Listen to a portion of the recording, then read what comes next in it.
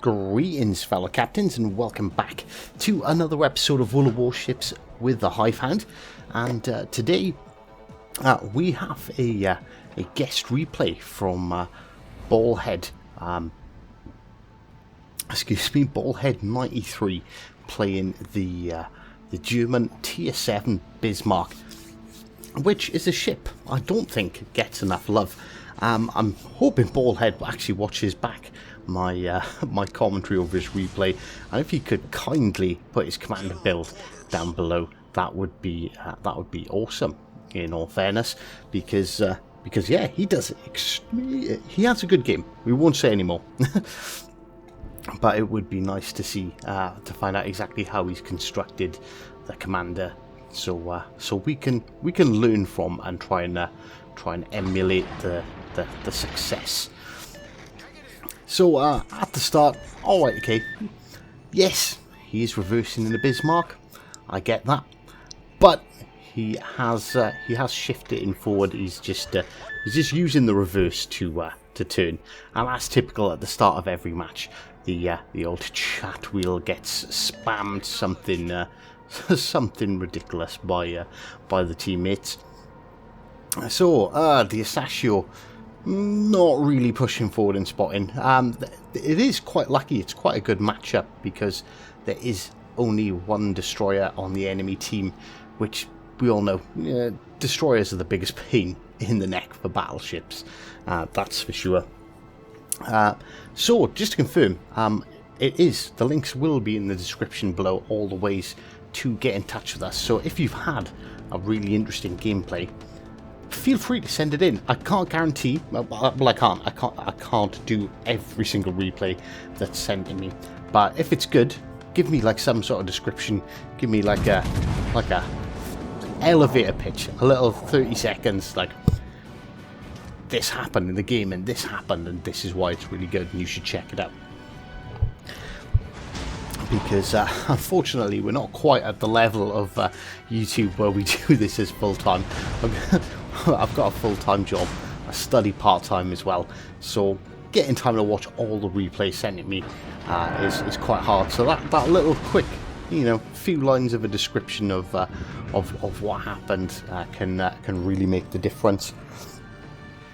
So we're starting off, and first victim that comes into our sight is the Scharnhorst. Now I'm trying to pay attention. If we look at when the reticle reduces, I'm assuming a Ballhead here has celiacs, because the difference in base detectability range to maximum firing range is quite short. So and what we firing at there? Yeah, I'm guessing it's either celiacs that we have on you, or hide possibly, because the range is quite short. This does look very much to be a brawler build. So very cleverly spots the smoke screen and dodges the incoming torpedoes. I don't think that's a destroyer. I think that's a British cruiser there. I'll be honest with you, I didn't pay too much attention to the ship list right at the start. So I definitely think there was a cruiser spotted. So yeah, it's gonna be one of the British cruisers. It's either gonna be the well, maybe not. There's the Fiji, and there's the other Fiji. So we were right. It was in fact a British cruiser, and he puts a nice hit on the previous Fiji. And here comes torps from the Fiji, but they're miles away. They're not of a concern. But this first Fiji, now this could be a concern. It's very close quarters. You can see the Fiji has fired his torpedoes, and he gets absolutely wrecked by Ballhead. 2 citadels, and just wipes him off the face of the planet. And he predicted the torps. He slowed down and started turning as the Fiji was firing, and has successfully dodged them. All right, yeah, we've taken a bit of damage, but well, it's to be expected. We're kind of brawl in with 3 other ships there. And what was that? An 8,000 damage salvo on the Scharnhorst. It's close range. The Scharnhorst has got turtleback armor, so you know we are brawling close range. So you're not going to do massive damage to a Scharnhorst, but 8,000 is a very respectable salvo. But we can see the damage ticking up. It looks like we've got a fire from the secondary batteries as well, and more torpedoes from the Fiji, and another absolute paddling.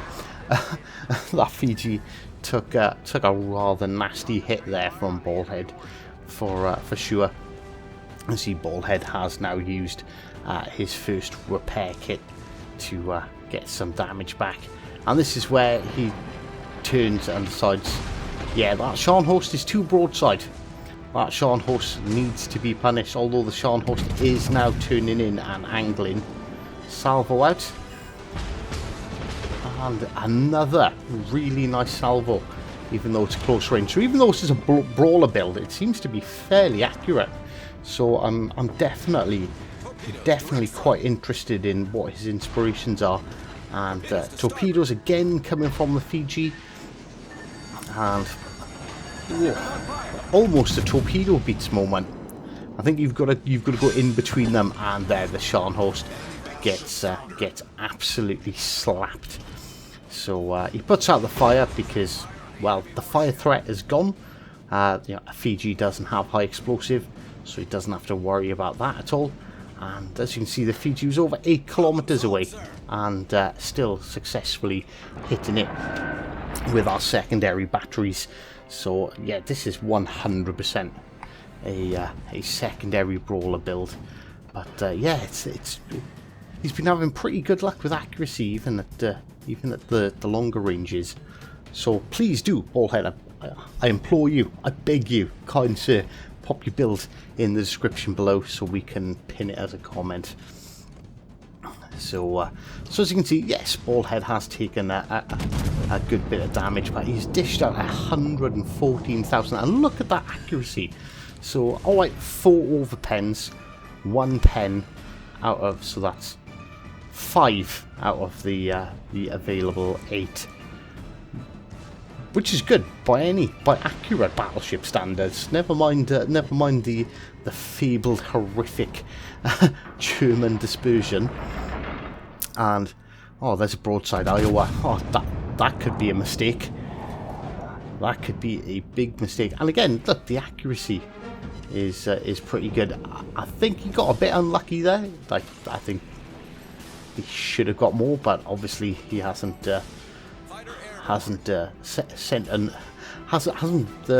praised to the gods of RNG hard enough. And as you can see off there in the distance, I think that looked like there was more torpedoes coming in from the Fiji. And there we go. That is kill number 4 and 130,000 damage. And it's almost been too easy. He's had such a nice push right down this flank, and no one really contesting him. So we know the King George is out there firing, but then that Iowa still broadside, has not learnt his lessons at all. Nice, I was going to say a nice 7,000 damage salvo then, but then the second guns hit and knocked him out. So I lied, that is kill number 4 and 147,000 damage as he turns to angle to start getting his secondaries firing on that King George as well. And the King George is almost making it too easy, just sitting there broadside. And again, like every salvo he fires is giving him some quite chunky damage. It's up to 161,000 damage, and actually takes a nasty return hit from the King George. Surprisingly, the King George armor piercing is, a lot of people think British ships should only ever fire HE. That is not the case. Their armor piercing is really good. You just need to be in close range. You see, he looked briefly, he's like, oh, Atlanta, everyone hates Atlantas, but this King George, he's really low. He is 1 salvo away from death, And well, he's had a good game. He deserves a cracking. So I still haven't decided on a name for this. We'll have a surprise at the beginning. I do generally tend to watch I've watched the replays briefly. I'll put them to one side and then I'll revisit them a bit closer. I'll not revisit them until I'm doing the video, so I'm kind of watching it afresh. And boom, kill number 6, battle over. And yeah, just showing that German battleships are a bit more accurate than people think. That's 180,000 damage, Kraken unleashed 6 kills, First Blood, Dreadnought, Devastating Strike, basically all the medals that you could possibly get in the game in one match. So thank you very much for sending that in, Baldhead93. That was an awesome game and really showcasing how good the German battleships are. Particularly, you need to get them into that range. That 11 to 8 kilometers really makes a difference. So I hope you enjoyed the replay, and until next time, take care.